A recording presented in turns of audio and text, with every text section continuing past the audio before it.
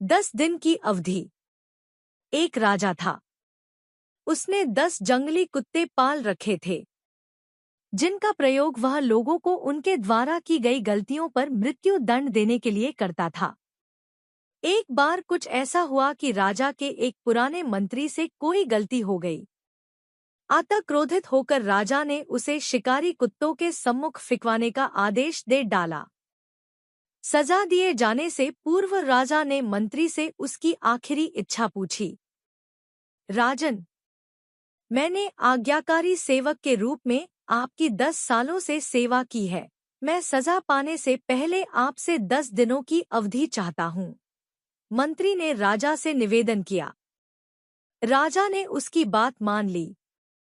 10 दिन बाद राजा के सैनिक मंत्री को पकड़ कर लाते हैं और राजा का निर्देश पाते ही उसे जंगली कुत्तों के सामने फेंक देते हैं।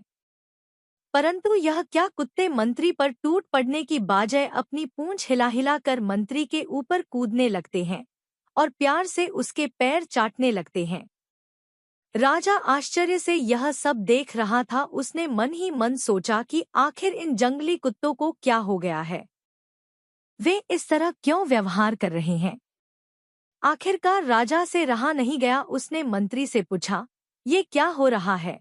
ये कुत्ते तुम्हें काटने की बजाय तुम्हारे साथ खेल क्यों रहे हैं?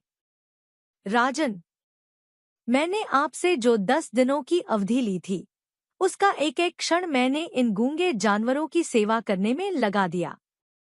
मैं रोज इन कुत्तों को नहलाता, खाना खिलाता व हर तरह से उनका ध्यान रखता। ये कुत्ते जंगली होकर भी मेरे 10 दिन की सेवा नहीं भुला पा रहे हैं।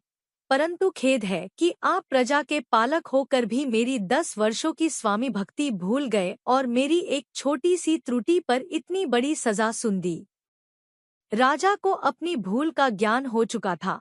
उसने तत्काल मंत्री को मुक्त करने की आज्ञा दी और आगे से ऐसी गलती न करने की सौगंध ली। मित्रों, कई बार इस राजा की तरह हम भी किसी की बरसों की अच्छाई को उसके एक पल की बुराई के आगे भुला देते हैं। यह कहानी हमें क्षमाशील होना सिखाती है। ये हमें शिक्षा देती है कि हम किसी की 1000 अच्छाइयों को उसकी एक बुराई के सामने छोटा ना होने दें।